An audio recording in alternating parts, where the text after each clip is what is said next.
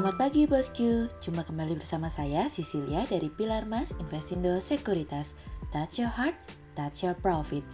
Nah, seperti biasa kita akan mulai saja nih market review kita hari ini, Senin 14 Maret 2022 dengan episode Unjuk Gigi versus Koreksi. Maka dari itu jangan kemana-mana ya bosku, tetap di channel Pilar Mas Investindo Sekuritas. Touch your heart, touch your profit. Pionir Sekuritas Channel di Indonesia.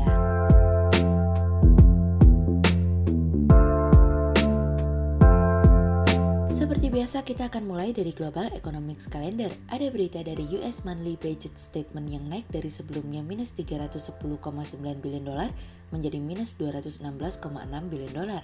Kemudian ada dari US University of Mid Sentiment yang turun dari sebelumnya 62,8 menjadi 59,7. Kemudian ada dari US University of Mid's Expectations yang turun dari sebelumnya 59,4 menjadi 54,4. Kemudian kita beralih ke corporate news. Ada berita dari PT Modern Land Realty Tbk atau MDLN yang akan mengembangkan kawasan Central Business District atau CBD baru di Jakarta Garden City seluas 60 hektar di Jakarta Timur dari kontan.go.id. Kemudian ada dari PT Adi Karya Persero Tbk atau Adi yang menargetkan perolehan kontrak baru di tahun ini dapat mencapai 28 triliun rupiah dari kontan.go.id. Kemudian ada dari PT Daya Mitra Telekomunikasi Tbk atau MTEL atau Mitratel menargetkan peningkatan pendapatan hingga 10% pada 2022 dari kontan.go.id. Kemudian pada perdagangan hari Jumat tanggal 11 Maret 2022, IHSG ditutup melemah sebesar minus 1 poin atau sebesar minus 0,02% ke level 6.922. Sektor energi, financials, basic materials, consumer cyclicals, healthcare bergerak negatif dan mendominasi penurunan IHSG hari ini. Investor asing mencatatkan penjualan bersih sebesar 73,8 miliar rupiah. Kemudian kita akan masuk ke market review kita hari ini. Cerita hari ini akan kita awali dari siapkah kita? Pada akhirnya yang dinantikan tiba hari ini atau nanti, cepat atau lambat. The Fed tetap akan bertemu dalam arisan pekan ini untuk membuat sebuah keputusan. Tanda-tandanya sudah diberikan jauh sebelum The Fed melakukan arisan pekan ini, dan sekiranya tanda-tanda tersebut sudah memberikan petunjuk kepada bank sentral di pelbagai belahan dunia untuk bersiap akan tahun pengetatan kebijakan moneter. Apalagi Powell sudah mengatakan bahwa mereka akan bergerak lebih agresif untuk mengantisipasi inflasi yang berpotensi terus mengalami kenaikan akibat perang antara Ukraina dengan Rusia. Sejauh ini, pertemuan yang akan diadakan pada pekan depan telah memberikan sebuah gambaran bahwa kenaikan tingkat suku bunga sebanyak 25 BPS sudah hampir pasti. Namun permasalahannya adalah probabilitas kenaikan tingkat bunga sebanyak 50 BPS juga hampir mungkin terjadi. Berdasarkan probabilitas yang diberikan kenaikan tingkat suku bunga pada tahun ini juga sudah naik dari sebelumnya hanya berkisar 125 BPS, sekarang menjadi 165 BPS. Tekanan akan datang dari kenaikan harga minyak, makanan, dan logam yang terus mengalami kenaikan. Untuk biaya layanan atau jasa sendiri juga sudah mengalami kenaikan. Perang yang tidak berkesudahan akan mendorong ketidakpastian akan semakin besar. Apalagi minggu ini The Fed menaikkan tingkat suku bunga, maka ini akan menjadi kenaikan pertama sejak tahun 2019 silam. Perhatian akan tertuju kepada pidato Powell setelah menaikkan tingkat suku bunga, agar dua pertanyaan yang tidak pernah terjawab akan terjawab seutuhnya. Yang pertama, seberapa cepat The Fed akan menaikkan tingkat suku bunga tahun ini?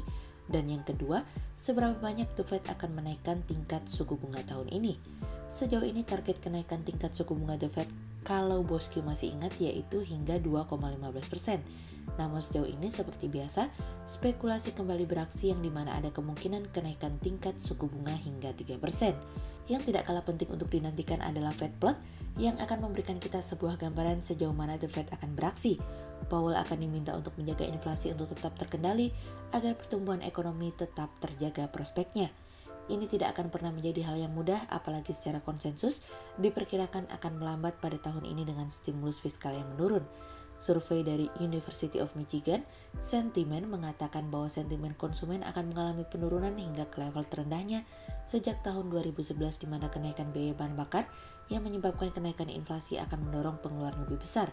Beberapa pejabat The Fed tahun ini juga mulai mendorong tingkat suku bunga mengalami kenaikan hingga 100 BPS pada pertengahan tahun ini.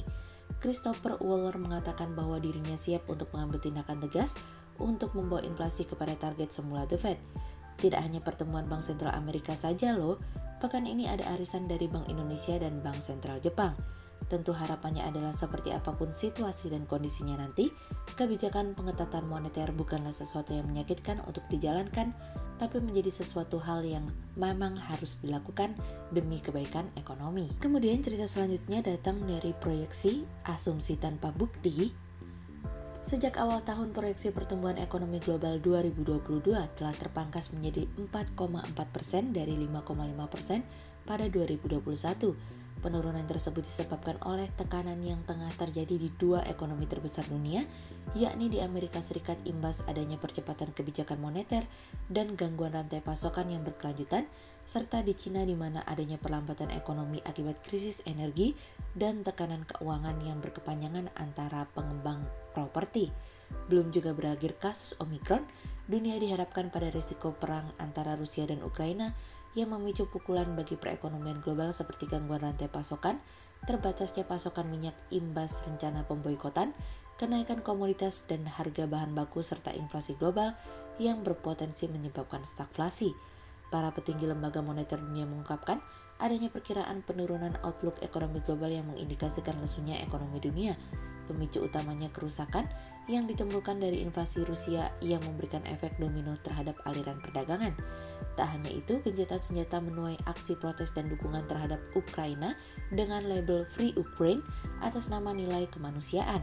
Akibatnya sejumlah negara menjatuhkan sanksi terhadap Rusia seperti embargo minyak dan gas yang menjadi sumber utama pendapatan negaranya. Kontraksi tajam berpotensi menyeret ekonomi Rusia ke jurang yang disebut gagal bayar atau default atas surat utang pemerintahnya.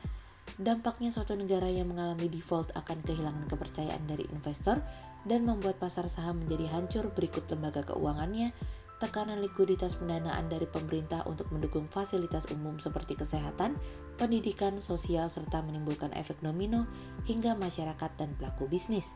Bahkan pekan lalu, Fitch telah menurunkan sovereign rating atau peringkat negara Rusia yang menjadi pertimbangan investor atas risiko investasi di suatu negara, yakni dari B menjadi C. Kurs rubel terhadap USD yang mencetak rekor pelemahan, Credit Default Swap atau CDS 5 tahun yang mencerminkan persepsi risiko melonjak di atas 400 poin dan banyaknya perusahaan yang berencana hengkang dari Rusia dan bahkan sudah ada yang benar-benar berhenti seperti Goldman Sachs. Kami memandang bahwa perkiraan revisi turun atas proyeksi ekonomi global 2022 berpeluang kecil akan dipangkasnya ekonomi dalam negeri, sebagaimana Indonesia justru kehujanan berkah atas melambungnya harga komoditas. Kami juga melihat bahwa pemangkasan proyeksi ekonomi global tersebut mengerek prospek aliran investasi terhadap pasar modal negara berkembang dengan fundamental ekonomi yang cukup baik, terkhusus Indonesia yang memiliki sovereign rating, kurs rupiah dan yield yang masih relatif terjaga.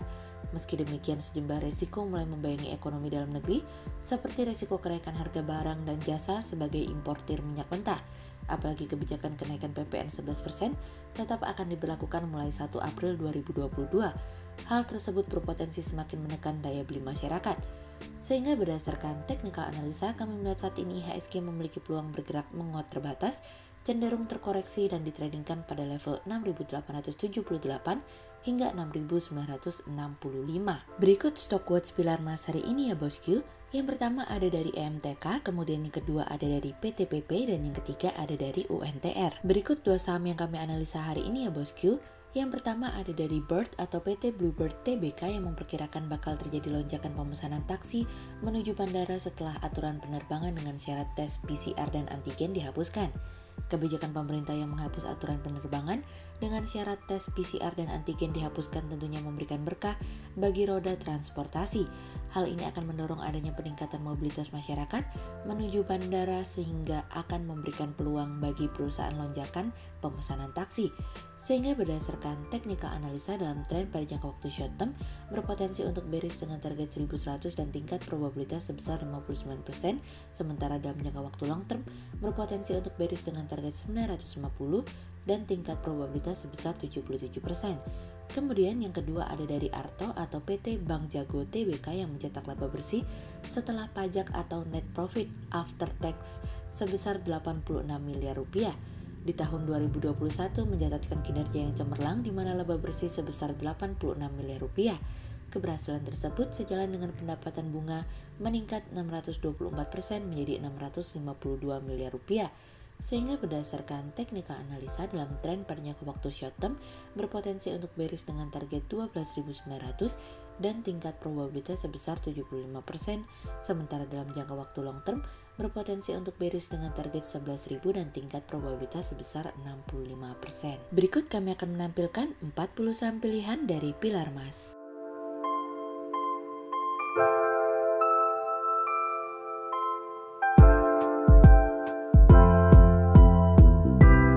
Sekian untuk review market kita kali ini ya bosku. Untuk info lengkapnya bosku bisa download PDF dengan klik link di bawah video ini atau bisa juga langsung akses ke website kami di www.pilarmas-investindo.co.id. Dan jangan lupa untuk selalu jaga kesehatan buat para bosku ya. Kita akan bertemu lagi besok pagi untuk market review yang berikutnya. Jadi jangan lupa like, subscribe, dan tonton terus channel Pilar Mas Investindo Sekuritas. Touch your heart, touch your profit. Pionir Sekuritas Channel di Indonesia.